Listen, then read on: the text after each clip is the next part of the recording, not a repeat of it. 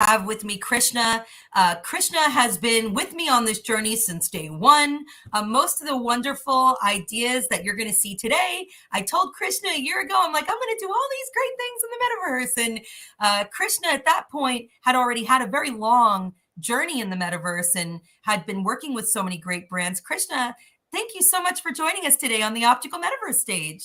Thank you for having me. I really enjoyed everything so far I've seen. I think the optical industry is really catching up, and I think with the current space and innovation, you have to catch up, or if you are left behind, it will be hard to catch up because technology is growing fast, and that's the most important part. I couldn't agree with you more. So you definitely have a lot of experience in this space, and I never really asked you this before. How did you get started in this space? Like, what was the skill set that you had before entering the immersive tech and the immersive content creation space that led you to feel that you were qualified to even enter this space? And what was the impetus? What drove you forward? Because you were super early. Yeah, I start with curiosity. It always starts with that.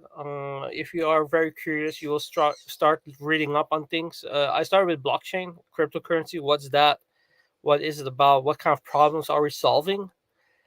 And not the coding part, because if you let me code, I'll probably crash the whole system. But I was looking more towards what is the utility, what can be used for. So it became more type of a hobby. And then I started reading up on it. I joined the cryptocurrency, and then I started reading up some more. Then NFTs started popping up. And first I was a little bit skeptic about, like, okay, pictures. Yeah, I can right click save them as well. So why should I pay for it? But eventually, on the moment you start reading up and you see what it is about, then you start getting into it more and deeper. And I've been in this space now for almost 8 years, blockchain, and then 3 years in the NFT space. So I started helping also metaverse projects, gaming projects, and some brands as well. And it started when Nike took over Artifact a little bit more. It first it was a hobby, but after that happening, I started helping the director on understanding what is crypto, what is NFTs, what's the future, and wrote some concept designs on it. How digital space can be connected to physical retail spaces, but also vice versa. Because if you think about it right now, it's important to understand there is always a connection. On the moment when you go to a website, you're already connecting the physical and the digital space. However, with the whole NFT aspect coming up, it becomes now a new type of loyalty system that you're creating next to some designs and also art that can be connected to physical products as well. You know, I have to be honest with you. When we started building this platform, it was really about the conventions and building them out to be 3D. And obviously, we stumbled upon something that was much bigger than conventions, so we had to go for the metaverse, look and feel, which is when we started adding cities and things like that. And everybody kept saying, do you have NFTs? Do you have Web3? Do you have a wallet? And I'm like, please don't make me have to learn this stuff. You remember because you were there. Yeah, I'm I like, know. can you explain this to me? What the hell is an NFT? And I have to remind myself during this whole event that it took me a very, very, very long time to wrap my head around this stuff. And I have a pretty fast brain. I like to be challenged. It was uncomfortable. It was like, it wasn't enjoyable. Like I love, like normally when I learn something new, I like it. Like I like thrive on it. But I remember feeling like stunned when that volume, like a wallet and you got to get a MetaMask and you got like this and that.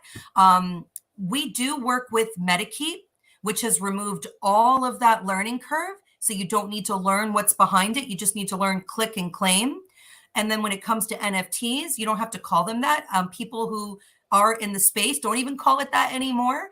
It They call becomes them digital digital assets. collectible. Go Yeah, ahead, talk about that. yeah, Talk about digital that evolution. collectible. Yeah, I think the thing is, it will come in our vocabulary eventually. What is an NFT? Probably not this year, maybe next year. But digital collectible is more used now, because we have to make it understandable for the normal people as well. Few years back, if we were doing NFTs or jumping into the space, then you had a whole process of getting on board. So you had to do this, you had to create a MetaMask, you had to do this and buy Ether and do all those crazy stuff just to get crypto or an NFT. But if we look at it now, it's becoming much easier. Ethereum is evolving. New type of contracts are being built where user experience is becoming the key, and I believe really that that's the point. Um, Most of the customers that you have in this space or in the optical space or whatever retail space you are, nobody gives a damn about what kind of underlying technology is being built on top. They just want to register and shop, and that's it. They don't really care about if it's blockchain or the old system. They just want to do that, and that's the whole key of our purpose is how to make this frictionless but also easy for people to onboard. And but of course also how the user experience is created. The user journey is one of the most important part, where everything is clear, especially in a new technology space. um, Everything should be clear and the steps shouldn't be to be overcomplicated, and that's where I see a lot of brands or products kind of having a lot of problems with, because it's becoming, yeah, too complicated to be honest. No, it's absolutely right.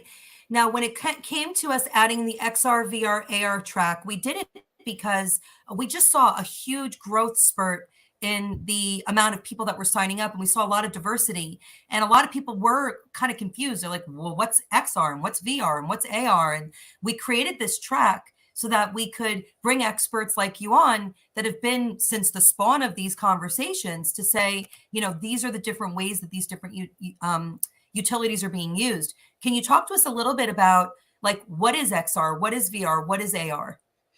AR is more augmented reality based. When it comes to most of the times it's based on QR codes. You scan it and then you see a digital experience popping up.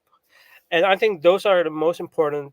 Well, nice way of marketing, especially for your product. You can also even create um, digital glasses, eyewear, that you can wear eventually in Snapchat and that kind of things.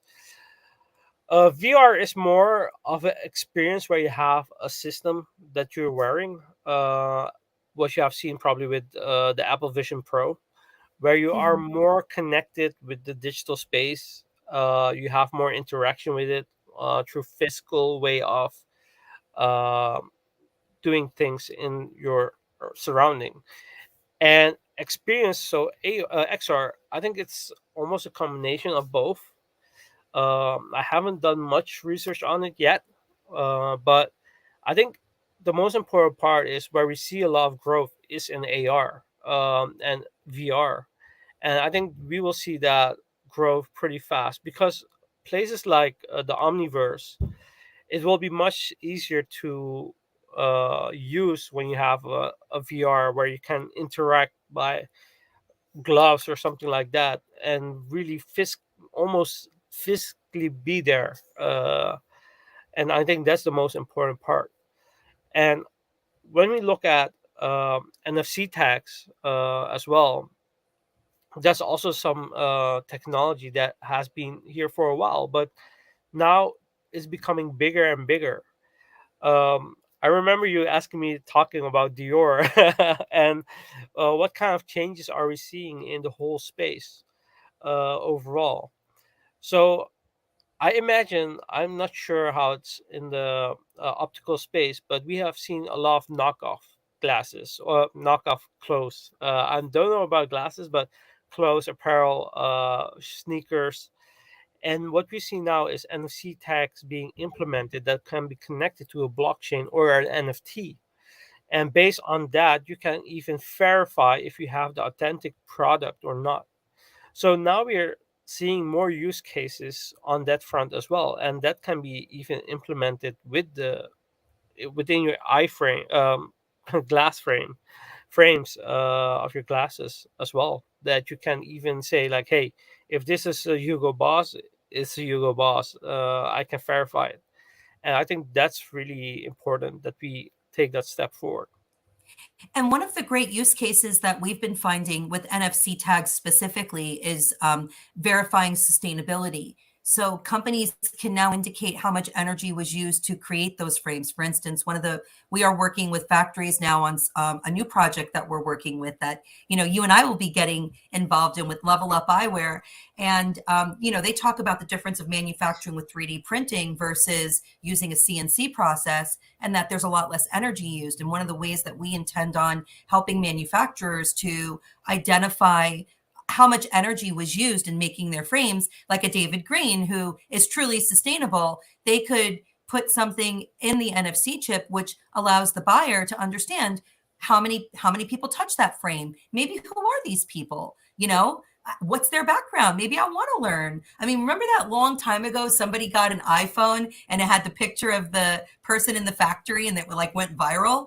Yeah, Like people want to know, like, who are the people behind who made my product? Like who yeah, touched it? What did they definitely. do?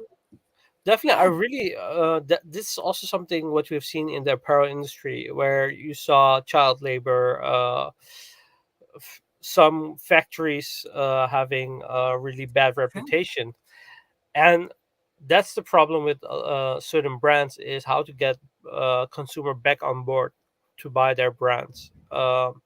And this is one of the ways where you have a whole supply chain, value chain, basically implemented in the NFC tags that's connected to a blockchain. Because blockchain, if you do it correctly as a brand, you can make it so that it's not changeable. So what's there is there. So me as a consumer, if I buy a certain shirt like this, I can scan, I can read what kind of material is it, where is it from, where is it harvested, what time, what date, which country, which farmer, even maybe, but how much carbon footprint does it have, which factory was it used, and based on this type of data, me as a consumer can check, hey, was there child labor involved? And that's the way to get consumers back. Because we all remember all the big brands having some issues in the past with child labor and factories. And this is the way where you really can get the trust back. And also not only apparel, but also charity, where you can just track, because you That's can a great always say, point. yeah, you can always say like, okay, I donate so much money, but what's happening with that money? So this is a way for charities as well to jump back in and say, hey, we have everything on a ledger, on a blockchain. You can just go and see, okay, this was administration costs, this is what the employees we took out to pay our employees, and this is really going towards that project and what has been used for in that project. So I think that's a very important thing that we are going towards eventually. Well, and it's interesting. David Green, who's a manufacturer of eyewear, said to our point that he's already had customers ask him how much electricity is used in making his frame. Yeah, So this is manufacturers really need to be prepared. This new generation is very inquisitive. They're very demanding. They want to know, that they want transparency. And we have a lot of manufacturers here today, and I've been talking a lot to them about communities in this new generation, this Gen Z and this millennial generation and Gen Alpha. Talk to us about this. Like, with Artifact, you really got to see a brand designed around community and totally disrupt the footwear industry. We're in the optical industry, so it's not too far from footwear in how it's like the industry is designed. Talk to us a little bit about that. Web3 is all about community. If you look at it, before Nike taking over Artifact started up and it had a big community. So basically, Nike took over the community while taking over Artifact as well. It was just establishing like a big brand within the space by takeover. or a collaboration, whatever they want to call it. And it Um, didn't take them long, right? How long yeah. did it take for them to build that community? Oh, it took maybe a few years. I remember that we had Crypto Kitty uh, time, but I think Artifact was a year, 1 2 years old by then. But you have also other communities like Azuki that's connecting with different brands like Ambush. They had a skateboard created as well. You have Doodles, where Pharrell is one of the CEOs, I think, or on the board of directors as well. Um, then you have Adidas joining in collaboration with Board Ape Yacht Club. So what we have to think about is why are brands jumping in this space? Is it about the community, or is it just to establish a certain dominance in this space? Well, it's about the community first of all, because a lot of communities, if what I've seen and I spoke to a few people like, hey, there's a brand jumping in the space without a collaboration. What do you think? And most of the time, they are skeptic, but they're also a little bit like, yeah, we don't care about the brand. We just want to have something different. We want to be part of a different focus. So now you see certain brands like Doodles that didn't have a collaboration doing pretty well. You have Pudgy Penguins as well, one of the brands now becoming big as well. They are not really connected with a big brand, but they're doing very well. So people are kind of like brand sick, I guess, but want to be part of something bigger. And when there's a collaboration coming, they rather have, okay, we collaborate with Nike or Adidas or whatever. We rather have a collaboration because the brand that we are attached to, like Doodles or Board Ape Yacht Club, Azuki, at least they know how this community works and what they want, and based on that, they kind of participate. And that's also with Evolve. Oh, I was just going to ask you about Evolve, but before you do that, there's a word that we've been missing as a society that we really need to talk about.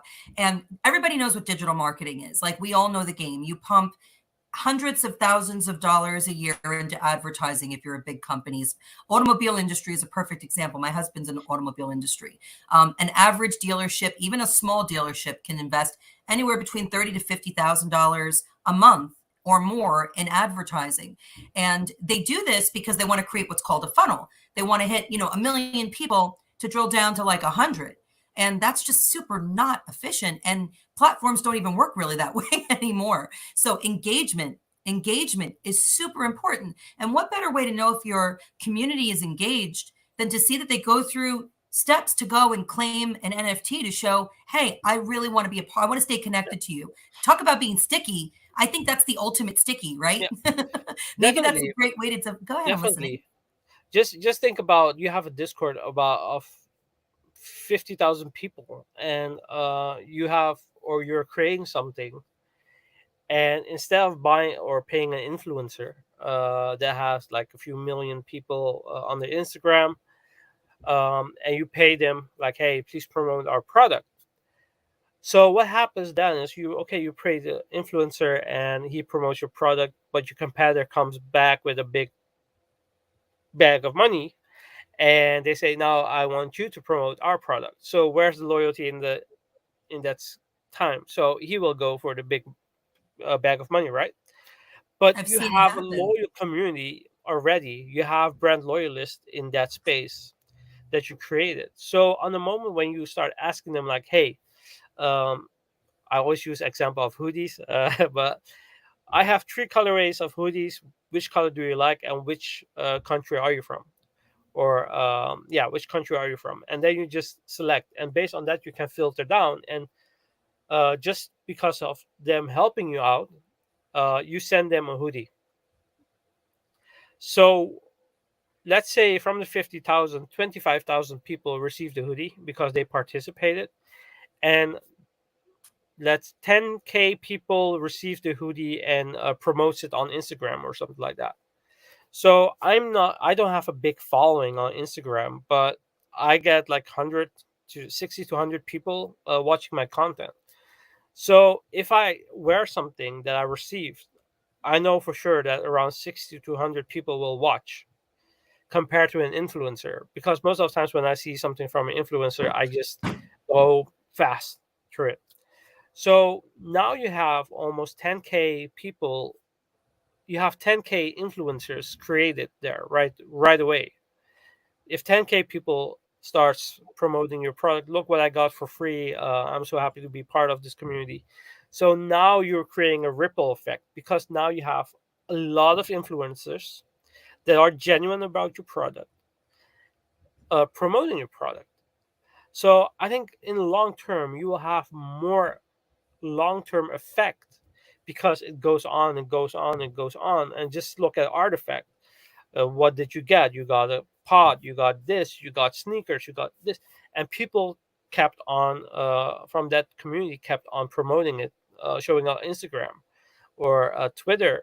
And these are not even influencers with like a million followers or something like that, but still they have It's a big impact. growth. And that's how you create your community, but also use your brand loyalists as your ambassadors in the long term. Even if people are not coming from to Web3, but they will still see, hey, what's going on? Whoa, did he receive this? I will have to search up how to get one of those. So this is how you keep growing your and creating engagement in the space. So talk to us about your latest, and we'll talk about Level Up in a minute because I'm really excited to have you on our early founding team building this thing and taking it to just filling all the gaps that exist in these different communities. But let's talk about Evolve. I know that's a newer company, and I've seen their product; it's amazing. Tell me about that. Yeah, it's I'm working together with a very good friend on this. He's the founder. I'm just helping out so far. But we're working on the Unreal Engine 5 avatars that are very high end, created by Bose Collins, one of the top animation studios in Europe, if not the best. And they received the award at Le Book, New York, uh, 2 weeks ago or 3 weeks ago. And everything will be on Unreal Engine 5 created. The avatars, you will receive the 3D files where you, as a consumer or holder of the NFT, will be able to create your own animations or videos with the avatar in mind. And at Evolve, we have two type of NFTs. So you have the minting pass called the frequency pass, and we airdropped the avatar cells to the pass holders. But also, you can purchase at the mint later or soon again. You will be able to mint again the avatar pass, the avatar cell itself. But if you hold both and we collaborate with a certain brand, you will get some perks, some digital clothing, or even physical products in return as well as a long term holder. So for the past few weeks, we have been building our community with giving also, we gave away a Bape basketball. PlayStation 5 is still up for grabs that we're giving away. Um, we gave away Jordans to our community, so everybody that's holding one of those passes can join. Is automatically joining these type of things. So yeah, it's really fun to do. And when we started forming the idea for Level Up, it was inspired by a few things that we saw happening in real time. In March of this year, I hosted on this platform the first ever Performance Vision Summit, and we brought leaders from around the world that were creating solutions for performance vision, and gaming fits into that sector. And Hue AI, who's here today, Justin Fong, the founder, is here, and they have a booth both in the 3D Convention Center as well as in our standard booth section in the AI and gamification booth, as well as in the standard sustainable fashion and eyewear booth. So we'll be doing our walkthroughs later so you can see their amazing technology. But when I learned through some of the gamers who were there, how little they really understood about all of the solutions that are out there. And here was Hugh Lens developing in real time lens technology to help esports players to become better. I immediately got my entire network involved on, we have esports players that we work with, we have neuro optometrists that we work with, and we knew we had a dream product on the lens side, but we had to think about, what are we going to do when it comes to frames? Now we have tons of frame designers that we work with, and we love all of them. But we found that a lot of gamers, they really want to be able to design a frame specifically for them. They want to be able to design something that fits, with their headgear and, with their style. Or now talking with you with Evolve, and again, we were talking about Level Up long before you started working there, but you saw that interest from somebody who makes avatars on Unreal Engine 5 that obviously wears eyewear. Most avatars have some sort of eyewear. That's how people express their avatar and make them different. So now we can design that eyewear to match the avatar, or vice versa. You can design digital eyewear to match your physical eyewear. So talk to us about how you feel about this level up concept, and how, some of the ways that you can see this digital eyewear experience fitting the needs of some of these like gaps in that digital experience between digital creators and physical creators. Wow. I think that's very great because a lot of people like certain designs, and I guess, a simple guy that likes simple designs. I remember talking about it, and you came like, "Hey, look at this frame," and I was like, "Yeah, I like more like an aviator type of framework." And but this gives people the chance to be more creative, right? If they like a certain design, where they can create their own design, even, but also the type of glasses that they want, or what kind of colors they want, and it gives you a type of way of self-expression as well. Be unique, and that's the most important part about this whole space. It started also within gaming, where people could customize their own avatar, or avatar, basically, within a game, to wear certain things, or have certain features, or that kind of things.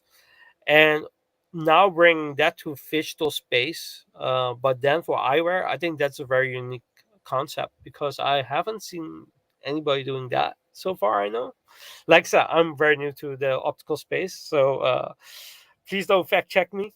Uh, No, but no one's doing that. But the great thing is that a lot of times when you see a company do something like this, they bring it, direct to the consumer. And, when you're talking about eyewear, especially bespoke eyewear, it can't be direct to the consumer. There has to be somebody, there has to be a champion in the middle. yeah, And because we do have this amazing, beautiful network of opticians and optometrists who have the time to really sit down and fit someone, we actually have worked with an amazing factory to develop a fitting kit. So, we're going to be supporting retailers, optical retailers, and being a part of this. And now someone like Evolve could make a product and say, look, I don't want to distribute this. I just want to distribute it within my community, but there's something here. This design is selling. Maybe a retail chain wants to partner with us and now mass produce it and bring it to their local community, maybe make a version. You've always got this kind of scale of rarity when it comes to NFTs. What if eyewear followed that same model, and you had like this ultimate, like ultra rare design, but then you had like some more common, breakouts of that, so that people that wanted to be a part of the community but couldn't really afford that. Think about like some of the major brands that are out there that are really inaccessible to people from a cost standpoint. If some of these brands could design something a little more accessible to people that could afford it, they could still feel like they're part of the community, even though it might not be like a lifestyle that they can typically afford. no, but also as a retailer, I think, as a consumer itself, if you're very creative and have the skill set to create something special, you will have the chance to create something and put the IP on it, and sell it yourself. And I think those type of things are pretty cool. Haven't seen any concept like that before. And companies, or small startups that wants to join the eyewear industry, but have a certain way of looking things, but they want a whole different design that's more them than the standard designs. I think now now they will have the chance to express their own creativity as well. And I think that's the most important part of this space, is where you as a creator can create something and sell it through a platform without having a whole overhead cost or a whole wholesale cost, or having to purchase almost 50,000 pairs or 20,000 pairs while you only need 10 or 5 or 500 of them. So this is your chance to even create something by almost kind of drop shipping type of situation. And I think that's a very nice way of also working together with your community, where you have where if you look at the NFT space, what Artifact is doing is, hey, here's the NFT of the sneaker, and later down the road you can collect it. You can burn the NFT and you will get the physical product, and you will have a digital NFT with written down burned or something like that collected. And when you receive the physical product, you can connect it again to your NFT, so you can show that you have the real deal. And that's the way is kind of excited as well for this space. Is now next to fashion, eyewear is one of probably the most thing best accessory as well in this space. Next to fashion is always eyewear that people are looking at, and I think this is probably the next step. Absolutely. And you think about it, when somebody's at an event, when they're wearing something that's from a community and they can immediately identify, you can't really flash your NFT, at Yeah, an event. But if you see someone wearing those glasses, you could say, oh, wait a second, like, hey, high five. yeah, But definitely. the thing I love the most about the Web3 space, Krishna, and again, it was new to me a year ago, but now it's my family, it's my home now. They really do, like, people that are really in the Web3 space, they're very mindful of the decisions that they make, and that they make sure that the decisions that they make are responsible. And I think this empathy to local businesses is something new. I think a lot of people in the Web3 space have been involved in technology. So a lot of them have never really gotten to understand the real challenges that people on the front lines, like local businesses, think of Main Street, not just opticians. There's a lot of businesses on that Main Street from 20 years ago that used to thrive. And because foot traffic has declined and COVID kind of changed foot traffic patterns, and marketing has allowed people it's like so much has disrupted physical businesses. And XR, VR, AR, closing the loop on the topic of our conversation, is a fresh new opportunity for retailers to embrace this as a bridge, to use that as a bridge to connect the digital content that maybe they've never participated in to their physical store. Yeah, Talk to me about how you could see some of those connections working. I think the key word what you used is disruptive. That's why this technology is in this space. It's a disruptive technology. If you look at before big brands or big names came in this space, it was also local teams or local small shop owners or small teams, project teams entering the space, setting things up. And I think that's the most important part, is that if you're in this space, or if you're a small business owner, is how to leverage technology and how to be innovative. And that's the most important part. It's like you have to go digital, and that's what we saw during COVID as well. If you weren't on a digital space or on a website, you basically were a goner, or you would have a high debt ceiling afterwards, because you had to survive, you had to take loans off, and that kind of things. So if you're not looking at a digital space at this time, you only have to wait until the next corona or something like that, COVID drops in, and you basically will be a goner. So it's very important that you grow with the society and look at where's the community going now, and try to follow them, because that's the most important part. Follow your community, follow your brand loyalists, because your brand loyalists will tell you basically where the trend is going towards. And you, as a brand or as a shop owner or as a company, need to know that and be there present. Even, let's say, if the space fills, at least you were there to support your community, and your community was supporting you during that time.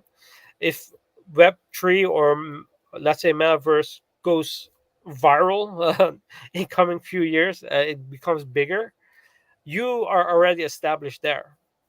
um, the beauty of this space is almost you don't have to have a lot of money, but the most important part is you have to have the right partners in the space to jump in with, because most of the community members of the space are not really waiting for a brand going solo, but more on, okay, who's collaborating, and is the person that they are collaborating with the right person? Because it's easy for me to collaborate with someone and say like, yeah, he's doing great, but if he hasn't been in the space or he hasn't done anything, the credit is kind of low. Like, how can I trust that this will go pretty well? And that's why you see big brands entering the space with like Bored Ape Yacht Club or Artifact, just to show them, like, show the community like, hey, we have partnered up with a community that knows the space and knows how the space works, how this community works, and how to work together with this community. And that's the You're most important absolutely part. right.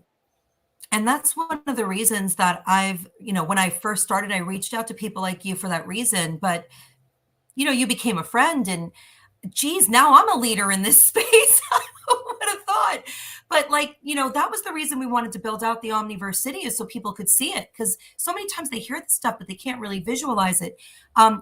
I want to close the loop on the point that you touched on, and I want to talk to you very specifically about something that's so important when you talk about XR and VR and AR and apps in general, is the danger of silos. So, developing an amazing piece of technology that delivers an augmented reality or a virtual reality experience is not the end all be all, because that needs to be connected to other things. Now, before the internet, before the metaverse, if you wanted to design, and I'll give you a perfect example, Planet VA, who I've worked with for a long time, he was developing augmented reality filters for frame use, for frame try-ons, for 20 years, since Flash started. And he was just really struggling finding a way to bring it to market, because it required opticians and optometrists to understand how to integrate it into their website. And all different websites, all different challenges, huge technology curve. Even if he offered free installation, which he does, it was still too much time and energy for businesses to take away to do this. So it was a really big struggle in bringing his product to market. We were able to integrate it with the experience with the Omniverse City. And that is where interoperability comes in. So if you have an app and you have AR and VR, talk about how interoperability is going to play a role in removing some of these silos. Yeah, I think that's the most important part, because now we are seeing like Roblox having their own thing, Decentraland Sandbox, and the most important part is me as a consumer. I just want to create an avatar and use for everything. I don't want to go and create a new one here and create a new one there. I just want to have like, okay, I create something and I want to use everything that I can connect to, and that's why this space is very important. And it's what we saw with Tommy Hilfiger, if I'm correct, yeah, Tommy Hilfiger. You enter the space and then you have like portals, Roblox, Decentraland Sandbox. Uh, I think yeah, I said all of them. So on the moment when you enter that space, you're automatically in Roblox and as a Roblox avatar and that kind of thing. So I think that's the most important That part, was smart. is how to connect everything and without creating like silos and that kind of things. And that's what we at Evolve also recognized, and that's why we're creating 3D Unreal Engine avatars that will be usable for every platform that you want to use. And um, touching back on community, for us, community is very important. So we're really looking and taking the feedback from our community, like, hey, what do you guys want? We're trying to make sure that we serve the community as best as possible. And it's not that we just Raul, the founder, just started up Evolve, but he comes from, also his background is from Web3 as well. Next to working in the Web2 spaces of fashion. So when he started up, I really believed in his vision as well, and I was like, hey, I need to join, and let's make sure that we deliver the best product and the best avatar that we can build. And yeah, happily that we are doing it. So just soon we will be releasing our avatar, and it will be visible for everybody to see. So I think that's the most important part. Always listen to your community. The community will make sure that you will be in the space for a long time, and by not listening to your community, they will also make sure that you won't be very long in this space for a long time either. So Well, work and you together. bring up a very good point because when we think about community, mostly a lot of the businesses that I work with, um, this is the medical community. So they use, patient records through their electronic health records to manage. So that's not really a community management tool. Yeah, And very few of them have, a CRM. But social media, a lot of times you have a community, you don't even know it. You've got yeah, people following you, you've got reviews. Really defining where your touch points are for your community right now is a first step. I know we're talking about the bottom of the rabbit hole with XR, VR, AR. We kind of are reverse engineering this event. So we're throwing you deep into a lot of you are probably hearing terms that you've never heard before. So, please be patient because we'll be breaking a lot of this stuff down over the next couple of days. But we wanted to really shine a flashlight on the whole picture so you can see, this is something that's already happening. This is something that the younger generations are already embracing. But if you haven't even begun, the first place you can start is by taking a step back and saying, where is my community trying to connect with me? Go into your Instagram, look at your messages, look deep into the messages where you have messages that from people you're not connected with, because there's every platform typically has two message inboxes, the one from your connections and the one from people you don't meet. And since a lot of businesses don't have time to do community management, you might have people trying to communicate with you in like a hidden message field that you're not even monitoring. So definitely, I would assign someone in your business to manage and police your social media because audience are they don't know that you don't manage Facebook. Like they don't know that you don't mess with TikTok. Like if that's where they communicate, that's where they expect you to be. Talk a little bit about in the last few minutes we have Krishna social media and just zoom out and let's imagine that you didn't discover Artifact and you weren't working with Evolve and you weren't in the NFT crypto bros club. Like how would you approach social media just as a standard everyday business? social media is just a tool to connect with your community. That's the whole aspect of it. Why is a brand going on social media? Is to connect with the consumer. It's not about getting how many likes, or it's about getting followers. Based on that, you are collecting data on, okay, this is how well I'm connected with a brand loyalist or people that like my product, and you can work with that. You can even you pay so much for commercializing certain products, putting up banners, dropped on Instagram. It's for free. Um, you have if you have 77K people following you, you drop a certain product, you haven't paid anything for it. So leveraging that tool is very powerful.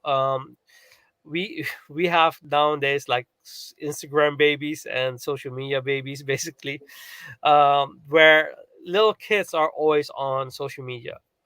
So if you want to reach your future clients or potential customers, you have to be present there, and that's what you can see with Roblox as well. A lot of brands, not talking about all the artifact or something like that. A lot of brands now are looking into Roblox. Why is Roblox very important? Just look at the age demographic of what kind of age is playing Roblox. So if you start implementing certain brands more playful by games and that kind of things, it will be stuck in their brain eventually when they grow up.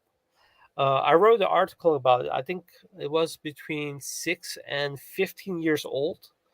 Uh, Kids were playing on Roblox. It was, I think, the highest age group there.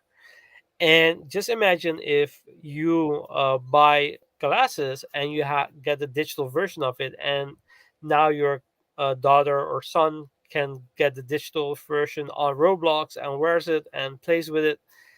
When he grows up and he sees the same frame, he will be like, "Hey, wait, that's the frame that my mom had. oh, that's cool. There's a physical version of it. I want to buy it. But now the certain brand is stuck in their head because now they're kind of in the way of brand loyalists because they have seen the brand over and over and over again. And trust me, me as a sneakerhead, I worked on the sneakers platform, and I can tell you, I have seen certain sneakers that I was like, yeah, that's not my taste. I don't like it. But if you see it on a daily basis, like 20 times, you'll be like, oh, it's not that bad looking. And eventually you're suddenly buying the sneaker off on launch day. So I think that's the way you have to look into this space as well, That's is such a great make sure point. your Like a lot of the eyewear we community. represent, like if somebody saw this on a shelf, they would never pick this a lot of times. Yeah. They'd be like, that's not for me. But then you wear it and you're like, oh, it makes me feel unique. We do have a question here from Oh, Christiana Tanu. Sorry if I said your name wrong. I apologize. So she wants to know what's the best way to get started with metaverse fashion?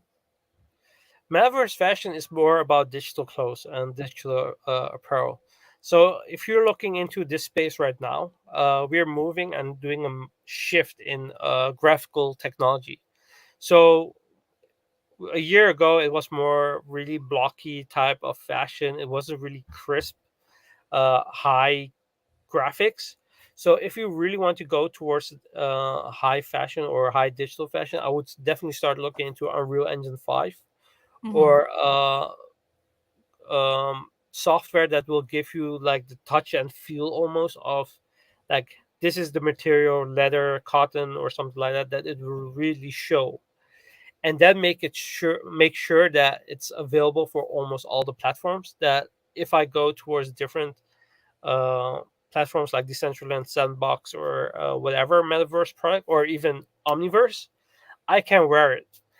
And that's the most important part. I hope I answered your question. No, that's a great point. And as we're wrapping up, you mentioned Evolve uses Unreal Engine 5. Omniverse City was built on Unreal Engine 5. We had a lot of people that warned us against going that route because it's not, we're talking about the design, but we really did talk a lot about the power required to host this technology, which is a whole nother story. But if you're showcasing something that's luxury, you want it to look Yeah. luxury. And Unreal Engine 5 allows that to happen. If anybody here is a creator, whether at the beginning or the middle or the end stage, Omniverse City will be hosting rewinds after this event. We will be bringing creators together. We'll be offering coaching and consulting and onboarding opportunities. So definitely stay tuned if you're looking to become a part of our experience. And you'll see throughout the entire Omniverse City people that have shared their creations with us.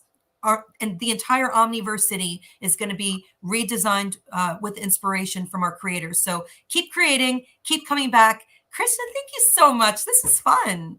Well, thank you very much for having me. I really enjoyed it, and I hope I answered everybody's question and doubts that they had are answered now as well. I really believe that this space is growing. Don't believe the hype on, yeah, the space is that. Because if the space was that, we wouldn't see Dior, Louis Vuitton, uh, Nike, Adidas building on top of it. Uh, because then they would go on a different route. And just keep your mind open and just keep Yeah. building and just follow your community, I would say.